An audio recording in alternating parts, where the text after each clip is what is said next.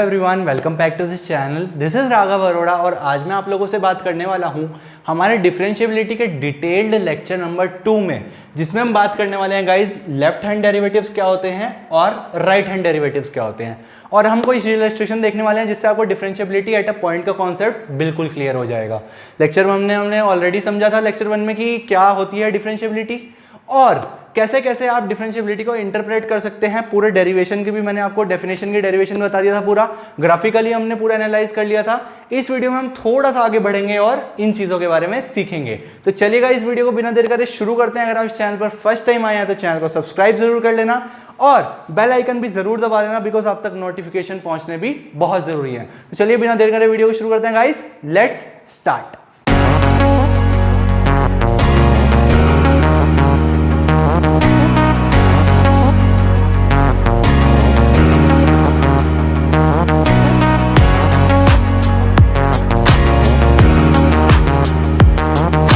तो गाइस इसे just previous video में हम लोगों ने देखा था कि अगर किसी फंक्शन को डिफरेंशिएबल होना हो, किसी एफ(x) फंक्शन को अगर किसी पॉइंट c पर डिफरेंशिएबल होना हो तो उसके लिए एक लिमिट की एग्जिस्टेंस की जरूरत पड़ती है। वो कौन सी लिमिट थी? Limit x tend to c f(x minus F of c upon x minus c। अगर किसी पर्टिकुलर फंक्शन को डिफरेंशिएबल होना है at some particular point c तो उसके लिए इस लिमिट की एग्जिस्टेंस की जरूरत पड़ती है। इस लिमिट को एग्जिस्ट कराना पड़ता है फाइनाइटली। तो ये वाली बात हम प्रीवियस वीडियो में डिस्कस कर चुके थे।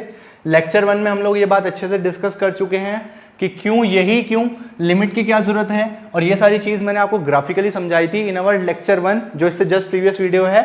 आप लोग वो भी जाकर देख सकते हैं। तो चलिए समझते हैं।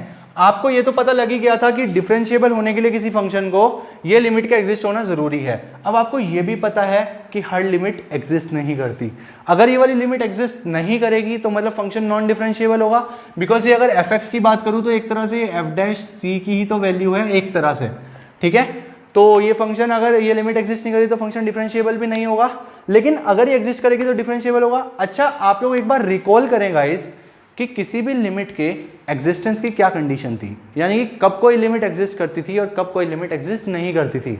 अगर आपको याद आ रहा हो तो हमने लेफ्ट हैंड लिमिट और राइट हैंड लिमिट के बारे में पढ़ा है। क्या पढ़ा है हमने लेफ्ट हैंड लिमिट और राइट हैंड लिमिट के बारे में? कि अगर left hand limit right hand limit के बराबर आ जाए और दोनों ही फाइनाइट हो तो उस केस में हमारी लिमिट एग्जिस्ट करती है, और जो भी वो दोनों की वैल्यू होती है वही हमारी लिमिट की वैल्यू होती है। ये बात हम पढ़ चुके हैं। तो सेम सी ही बात है, एक तरह की ये भी लिमिट ही है, ठीक है, ये भी तो एक तरह की लिमिट ही है। तो इस पर्टिकुलर लिमिट को अगर हमें एग्जिस्ट कराना है फाइनाइटली, इस पर्टिकुलर लिमिट को अगर फाइनाइटली एग्जिस्ट कराना है तो उसकी एक कंडीशन होगी कि इसके लिए लेफ्ट हैंड लिमिट निकालें, इसके लिए राइट हैंड लिमिट निकालें, और अगर वो दोनों बराबर आती हैं तो इसका मतलब ये एग्जिस्ट करेगी फाइनाइटली, अदरवाइज नॉट। और अगर ये एग्जिस्ट करेगी फाइनाइटली तो मैं कह पाऊंगा कि फंक्शन डिफरेंशिएबल है। सही बात है। तो चलिए एक एक करके left hand limit and right hand limit निकालते हैं। लेफ्ट हैंड लिमिट देखेंगे पहले। लेफ्ट हैंड लिमिट क्या होगा? Limit x tends to c minus f(x minus F of c upon x minus c। यही तो होगा लेफ्ट हैंड लिमिट। इसके बाद कैसे इवेल्युएट करते हैं आपको पता ही है। पुट करेंगे x को c माइनस h, तो यहाँ से अगर x c को टेंड कर रहा है तो फिर ये सारा गेम कहाँ आ जाएगा? h टेंड कर जाएगा 0 को। तो जो हमारा फंक्शन है वो कैसा हो जाएगा? वो हो जाएगा limit h tends to 0, x की जगह c minus h, F of c minus h minus F of c upon x की जगह c minus h minus of c। इससे एक कट हो जाएगा। तो जो फाइनली मेरे पास बच रहा है लेफ्ट हैंड लिमिट का आंसर, वो क्या बच रहा है? Limit h tends to 0 F of c minus h minus F of c upon minus h। क्या मेरे पास ये क्वांटिटी बच गई? लेफ्ट हैंड लिमिट को सॉल्व करने के बाद क्या मेरे पास ये क्वांटिटी बची सॉल्व करने के लिए? डिफरेंशिएबिलिटी चेक करते हुए अगर मैं इस पर्टिकुलर लिमिट की बात करूं और लेफ्ट हैंड लिमिट निकालूं तो इसका एक और नाम होता है गाइस, उसको क्या बोलते हैं? Left hand derivative. क्या बोलते हैं? Left hand derivative. शॉर्ट में इसको LHD डी बी लिख दिया जाता है। तो सिंपली लेफ्ट हैंड लिमिट जो इसकी होती है, जो डिफरेंशिएबिलिटी की कंडीशन है, उसको क्या बोलते हैं? Left hand derivative. तो इस पर्टिकुलर कंडीशन को आपको याद भी रखना है, क्वेश्चंस में यूज होती है। चलिए लेफ्ट हैंड लिमिट तो आ गई, अब राइट हैंड लिमिट की भी बात कर लेते हैं। राइट हैंड लिमिट की बात करेंगे, वो क्या होगी? Limit x tends to c plus f x minus F of c upon x minus c. इस बार x को क्या पुट करेंगे हम? x को पुट करेंगे c प्लस एच, और h कहाँ पर टेंड करेगा? यहाँ पर 0 पर। तो limit h tends to 0 F of c plus H minus F of c upon c plus H minus c से प्लस c कट गया। तो ये पर्टिकुलर चीज़ क्या आ जाएगी? ये आ जाएगी limit h tends to 0 F of c plus H minus F of c upon plus h। इस पर्टिकुलर चीज़ को जो आपने राइट हैंड लिमिट सॉल्व करी, इसको एक और नाम दिया गया है अंडर डिफरेंशिएबिलिटी, और उसका क्या नाम होता है? Right hand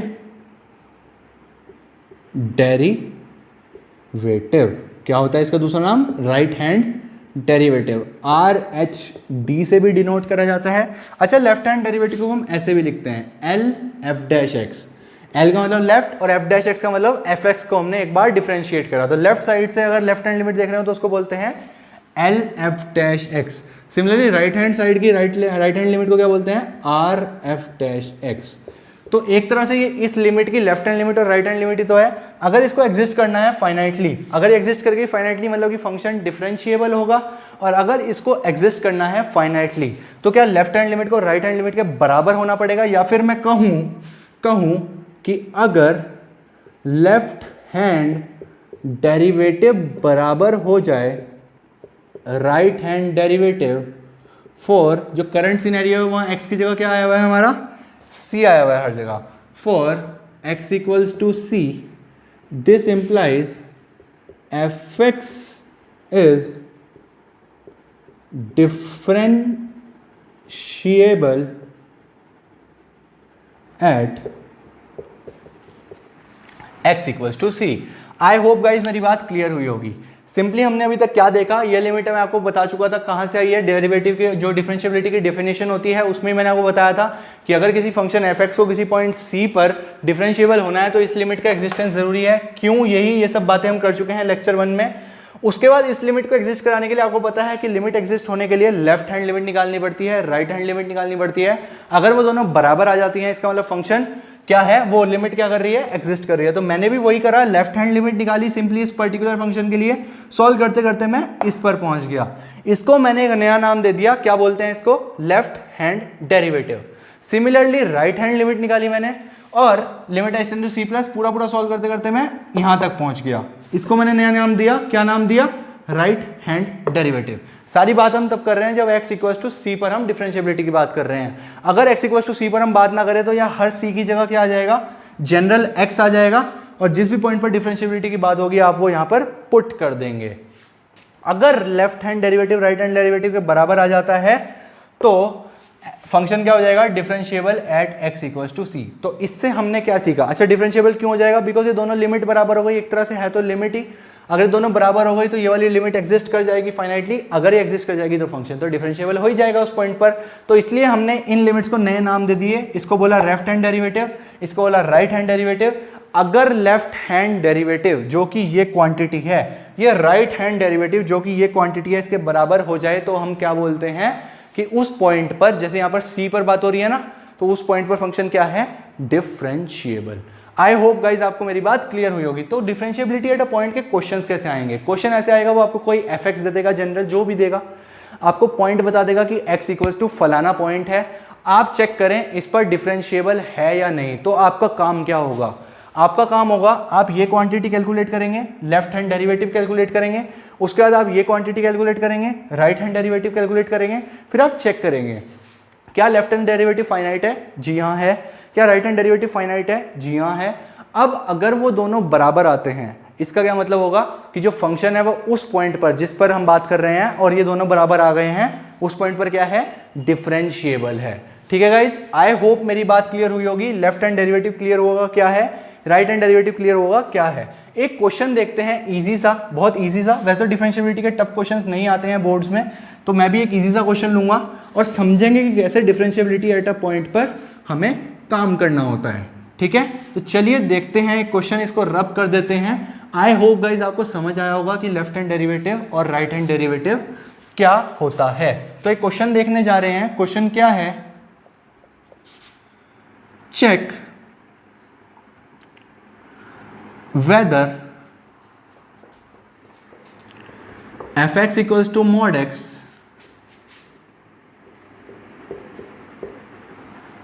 is differentiable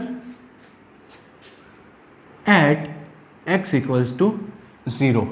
check करना है क्या fx equals to modulus of x differentiable है x इक्वल्स टू 0 पर। तो कोई बात नहीं, कोई दिक्कत नहीं है। सबसे पहले तो यार fx equals to mod x को थोड़ा सा हम और ज्यादा सिंप्लीफाई कर लेते हैं, बिकॉज आपको ओपन करना इसको आता है। मैं कॉन्टिन्यूटी में बहुत अच्छे से सिखा चुका हूं कि मॉडुलस फंक्शन को पार्ट वाइज फंक्शन में कैसे चेंज करना है। तो क्या प्रोसीजर होता था, simply fx equals to mod x, अंदर वाली क्वांटिटी को 0 के बराबर रखते थे। जो भी आता था x इक्वल्स टू 0 उसके इंटरवल बनाते थे, या x ग्रेटर देन 0 या x लेस देन 0। उसके बाद इन इंटरवल में से कोई पॉइंट उठाते थे, अपने मेन फंक्शन में डालकर देखते थे कि क्या चेंजेस आ रहे हैं। वही चेंजेस हम जो जनरल x होता है उसमें कर देते थे। जिनको मेरी ये बात समझ ना आई हो उनको मेरी कॉन्टिन्यूटी की वीडियो देखनी पड़ेगी, बिकॉज मैंने वहां पर कहा था कि यहाँ पर तो मैं बहुत अच्छे से 10-15 मिनट लगाकर समझा रहा हूँ इस प्रोसेस को, लेकिन आगे मैं जल्दी जल्दी करूंगा।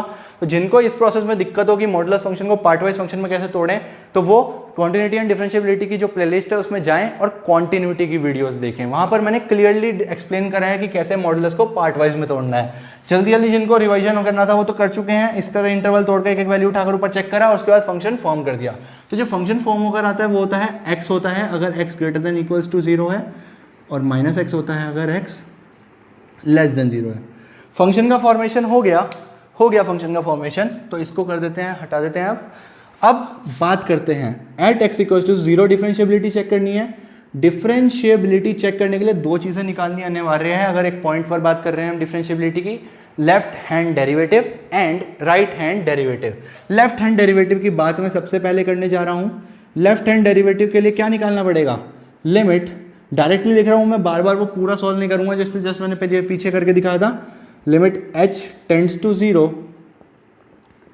f of x minus H minus F of X upon minus H. यही तो था यार। अब x की वैल्यू क्या है, 0, बिकॉज 0 पर चेक कर रहे हैं तो यही पुट कर देंगे। Limit h tends to 0 f of 0 minus H minus F of 0 upon minus H. अब ध्यान से समझेंगे, f ऑफ 0 माइनस एच, ये वाला लूँ या ये वाला लूँ, 0 माइनस एच, यानी कि 0 में से कुछ माइनस हो रहा है। अगर 0 में से कुछ माइनस हो रहा है तो क्या जो आने वाला नंबर है वो 0 से छोटा ही होगा। सही बात है, बिकॉज h पॉजिटिव नंबर है, आपको पता है ना h पॉजिटिव है। अगर h पॉजिटिव है और 0 में से कुछ माइनस हो रहा है तो 0 से छोटा ही आएगा जो आएगा। तो क्या मैं कह सकता हूँ कि जो अंदर की ये x की वैल्यू है ये लेस देन 0 होनी चाहिए। अगर ये लेस देन 0 होगी तो x लेस देन 0 के लिए जो फंक्शन यूज करना है वो कौन सा करना है, माइनस एक्स वाला। तो इसलिए मैं यहाँ पर माइनस एक्स वाला फंक्शन यूज करूंगा। माइनस का minus as it is, x की जगह क्या आ गया है, 0 माइनस एच को माइनस एच बोल सकता हूँ, तो x की जगह क्या आया है, माइनस एच। तो x की जगह मैं क्या लिखूंगा, minus H minus F of 0। 0 equality यहाँ पर है तो ये इसमें डालेंगे, x की जगह क्या डालेंगे, 0, तो वो तो कुछ नहीं है, minus 0 upon minus H as it is. तो ये सिंप्लीफाई होकर क्या बनेगा गाइज, ये बनेगा limit h tends to 0 minus of minus H plus H upon 0, तो कुछ है नहीं, नीचे माइनस एच, इससे एच से एच कट गया, ये बचा क्या, -1। इसको मैं फर्स्ट इक्वेशन मान लेता हूँ फॉर द टाइम बिंग। इसका मतलब क्या हो गया कि लेफ्ट हैंड डेरिवेटिव की वैल्यू क्या आई, -1। अब चेक करते हैं राइट हैंड डेरिवेटिव की वैल्यू क्या है। राइट हैंड डेरिवेटिव क्या होता था इसका formula, limit h tends to 0 f of x plus H minus F X upon plus H. सही बात है। तो अब सिंपली वैल्यूज पुट करेंगे, x की जगह 0 डालेंगे बिकॉज 0 पर डिफरेंशिएबिलिटी चेक कर रहे हैं ना, तो 0 डाल देंगे, जिस पर कहेगा वो डलती है x की value, f of 0 upon plus H. अब चूज करें कि इसके लिए फंक्शन कौन सा लेंगे, F of zero plus H, क्या जीरो में कोई पॉजिटिव नंबर जुड़ रहा है, because H is positive, zero में कुछ पॉजिटिव नंबर जुड़ रहा है, इसका मतलब जो आने वाला नंबर है, जो एक्स की वैल्यू है आने वाली, क्या वो जीरो से बड़ी होगी? जी हाँ बिल्कुल, जब कुछ जुड़ रहा है उसमें तो जीरो से तो बड़ी होगी। अगर जीरो से बड़ी होगी तो एक्स ग्रेटर देन जीरो वाला फंक्शन लेना पड़ेगा। एक्स ग्रेटर देन जीरो वाला फंक्शन कौन सा है? एक्स वाला।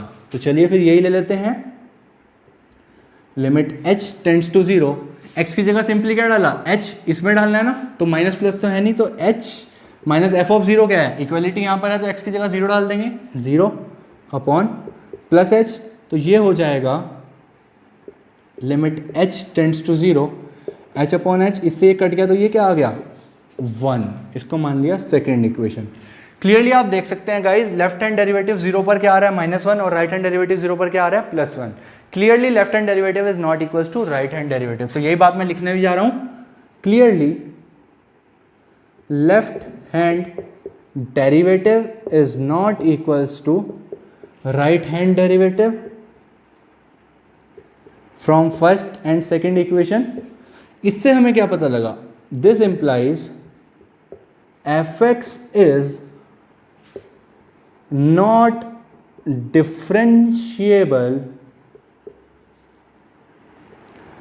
Eight x equals to zero, as simple as that. I hope guys ये क्वेश्चन क्लियर हुआ होगा। अगर आपके पास डिफरेंशिएबिलिटी का किसी पॉइंट पर चेक करने के लिए क्वेश्चन आए तो जो प्रॉपर सीक्वेंस रहने वाला है क्वेश्चन का वो ये रहने वाला है, आपको इस तरह से पहले एफ एक्स फॉर्मेशन करना होगा, अगर फॉर्मेशन करने की जरूरत है, अगर सिंप्लीफाइड एफ एक्स आएगा तो कोई दिक्कत ही नहीं है। एफ एक्स फॉर्म करने के बाद आपको लेफ्ट हैंड डेरिवेटिव निकालना होगा इस प्रोसेस से, इसका याद होना जरूरी है।